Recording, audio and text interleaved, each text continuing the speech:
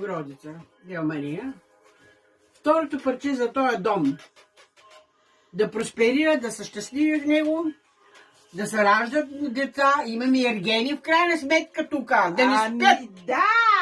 Така? Третото парче за домакинята на къщата. Защо? Домакинята на къщата, тя е най-важна. Благодаря. По-големия брат. По-малкият брат, Митко.